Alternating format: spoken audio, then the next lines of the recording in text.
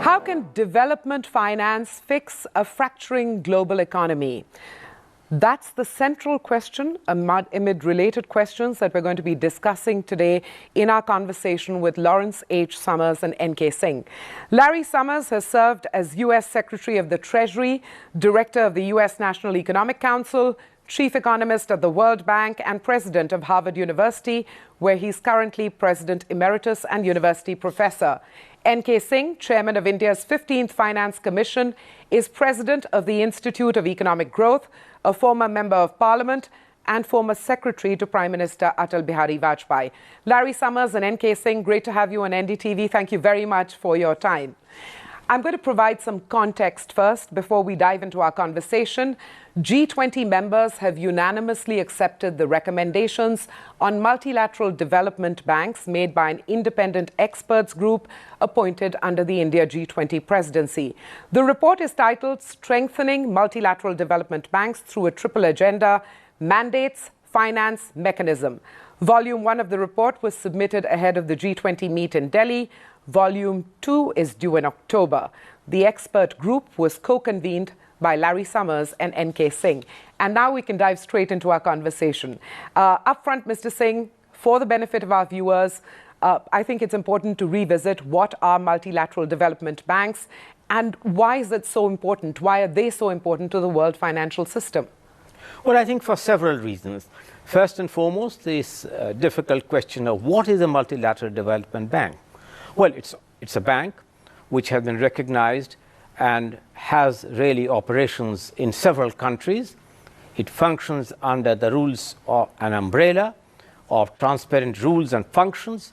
Right now, the number of multilateral development banks, we have sought to give an estimate in our first report.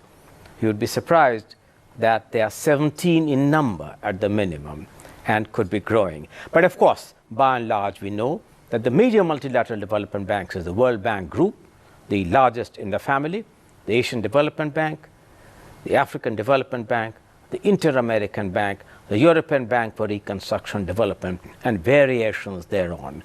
They provide several important attributes. First of all, a long-term predictable source of financing. Second, functioning under rules which are transparent and which are known to everyone. With predictability, certainty, today constituting an important part of the entire external financing. As a family, in 2019, they provided $130 billion for concessional and non-concessional finance taken together. Our objective in the first report, which we have had the honor to present to the G20, is how to triple this, 130, closer to 400 billion, and getting another 500 billion of private capital, all coming to $1 trillion, which when then added to 2 trillions of domestic resource mobilization meets approximately the kind of target of 3 trillions a year, which we believe would be necessary between now and 2030 to address the issues of climate change, transboundary challenges, issues of growing poverty, shared prosperity, and of course dealing with issues, as I said, of the enveloping global crisis on climate. Well, you've set the context very neatly and nicely, but Larry Summers, I'm going to turn to you. You talk of a world on fire, and I think it's important to put all your thoughts on what you mean when you use that phrase, because that's the reality that is shaping and guiding this report on strengthening multilateral development banks. So if you could take a moment to expand on what you mean when you say we have a world on fire, literally and figuratively. You're just right. We mean it literally and we mean it figuratively. Literally, millions of hectares has gone up in smoke. That's related to all kinds of natural disasters, many of which very likely trace back to global climate change, where we have the means to do things about it. Enormous progress has been made in renewable technology, but we don't yet fully have the will and the way. And that's why we think that in one crucial dimension, the provision of finance, the banks have such a huge obligation.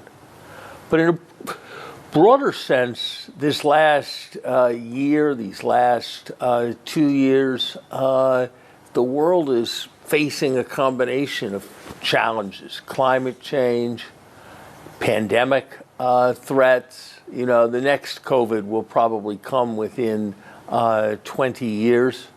Fragile states overwhelmed by all the challenges that they are facing.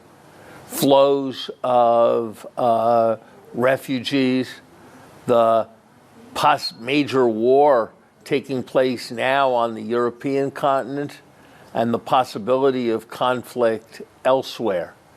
Add all that up, and you have a set of profound challenges to human progress, surmountable challenges, but challenges that need to be surmounted. And that's why we speak of a world on fire, to convey both the gravity and the urgency of this moment. So why is strengthening multilateral development banks or transforming them critical to dealing with the challenges that you have just described?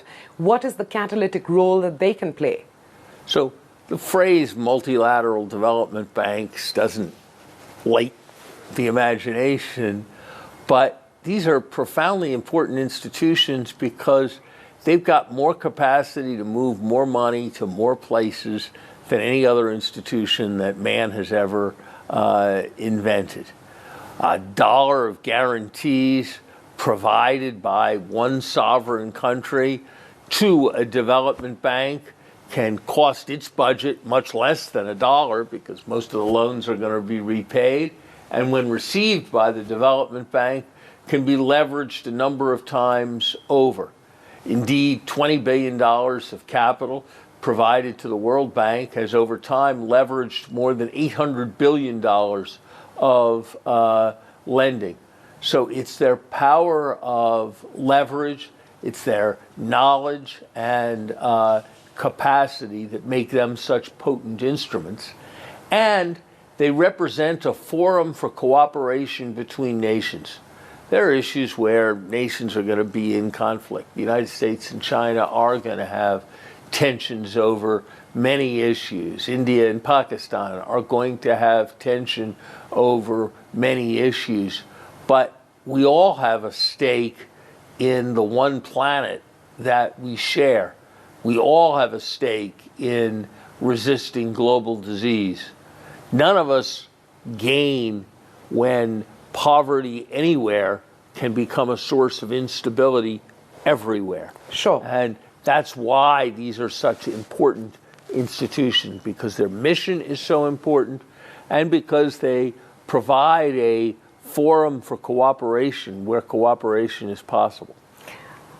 The underlying note, of course, that's coming through in your comments is that then these banks, these development banks, multilateral in nature, have not fully capitalized on their potential, and hence the need for strengthening them. And the report by the independent experts group, Mr. Singh, calls for action on 3 fronts. Could you briefly give us a sense of what those 3 buckets of action are that you're calling for? Well, I think the 3 buckets of action: mandate is one bucket, financing is a second bucket, and modes of financing is a third. So if you look at the original charter of most of these multilateral development banks, they are the twin action. There's poverty, particularly extreme poverty, and second, shared prosperity. We add a third mandate, namely what we call the mandate, which Larry just explained, the current contemporary challenges, the climate, which is very important, fragility on health, issues of fragile states, some states in big debt, the war, the insecurity on account of food and fuel. And add to all this is really what we seek to address by significantly enhancing the capability of the multilateral development banks. As I mentioned, they have not yet fully harnessed the potential they have. In what way? First and foremost, in terms of being able to optimize the balance sheet in a more creative way. And we believe in the recommendations which we have made, that harnessing what we call the Capital Adequacy Framework report, which was submitted earlier, will enable very substantial augmenting of the resources if we are able to recalibrate, for instance, the equity loan ratio, if you are able to harness guarantee structures, as Larry said, more creatively, above all, being able to harness private capital. What kind of policies and processes and procedures will enable, for instance, that currently, as Larry was pointing out, that in a 20 billion capitalization, more than 800 billion have been lent. It's a very high degree of leveraging. In sharp contrast to that, $1 has only secured 0.6 cents of private capital. That needs to fundamentally change in the new matrix which we have given. So I think that we have given the prescription to try and address, in a very contemporary sense, the multiple complex challenges which we confront. What does this mean? Again, our viewers are trying to understand this topic. As you said, multilateral development banks doesn't immediately light up or fire up everyone's mind, but I think it's an important area to understand. What does this mean in terms of donors? Do they have to commit more? I'm trying to understand how all the stakeholders are going to be supporting the report that you've made, and therefore donors play one piece. I want to talk first about why everybody's got a stake in it. It means there'll be fewer typhoons that wash away land where hundreds of thousands of people live. It means fewer people will breathe air that has particulates in it and get lung diseases and die younger than they had to. It means that microbes will kill fewer of the world's older people the next time we have a pandemic. It means fragile states will have more of a chance to make a transition, as India has over the last 60 years, to join the modern world. And it doesn't mean any large cost. These are things that are profitable. Nowadays, it wouldn't have been true 10 years ago, but the miracle technology means that it's cheaper many times to get electricity from the sun than from coal. It's cheaper to vaccinate a child than to treat that child when the child gets a deadly disease. And so this is about making investments with a high return. And ultimately, that's what's important about finance. What finance is about is bringing together those with capital and those with opportunity. And that's what every financial system does.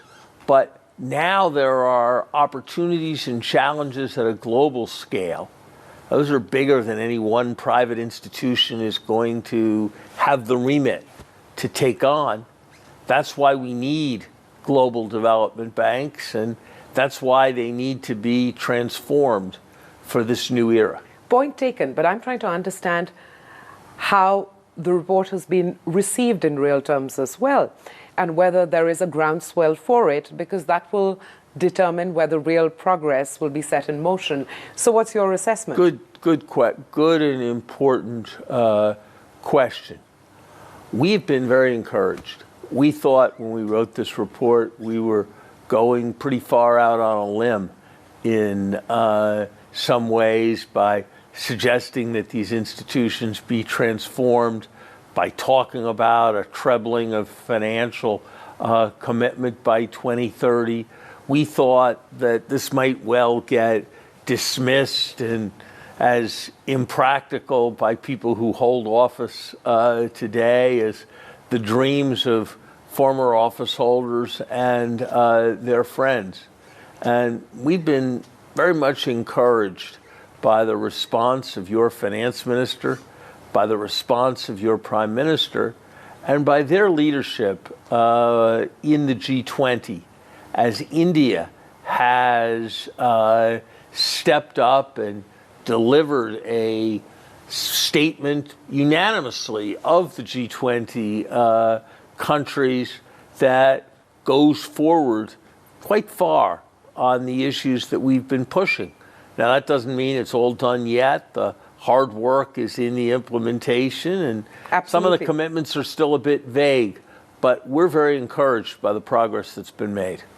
Okay, I'm tempted to refer to a phrase that Larry Summers used recently, saying that, we have to go beyond coordinating to cooperate and cooperating to coordinate and really get down to the money and setting the wheels in motion, which is why, NK Singh, it's important to understand what happens next. What are the next steps? Volume 1 accepted, well received, unanimously accepted. Now there is Volume 2, and I understand that focuses more on timelines and actionables. Well, Volume 1 has not been fully accepted. Volume 1 has received favorable response, as Larry pointed out, from different stakeholders. But there's a lot more which needs to be done. Volume 2 is keenly awaited. Both these figure in the Delhi Declaration.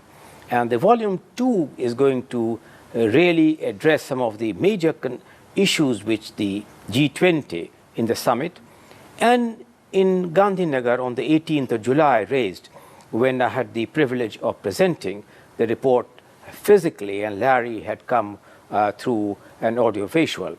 The second report, which we believe we have to give in time to be considered in Marrakesh at the time of the annual meeting of the IMF and the World Bank, and we will have the opportunity, both Larry and I, to present it physically to the finance ministers and governors of central bank of the G20 countries on the evening of the 12th of October, followed by further discussions on the 12th of October. And we hope that it will receive and have a reception as favorable, and the atmospherics are now much better than they were in July. Countries have moved. I wouldn't say decisively moved, but countries have certainly moved in a positive direction. There are many areas where there's hardly any disagreement.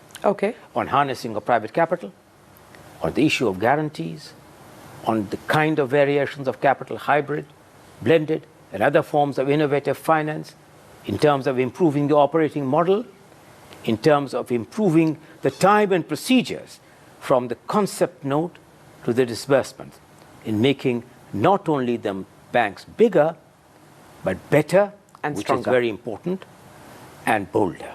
Okay. I know we have a time pressure on us, which is why I'm going to, Mr. Summers, fire a few questions at you.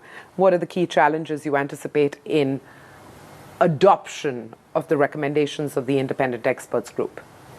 Parliamentary, congressional groups have to vote in support of the commitment that governments have made. The banks have to transcend their orthodoxies and move with a speed to which they're not accustomed, and a boldness that has not been characteristic in the past.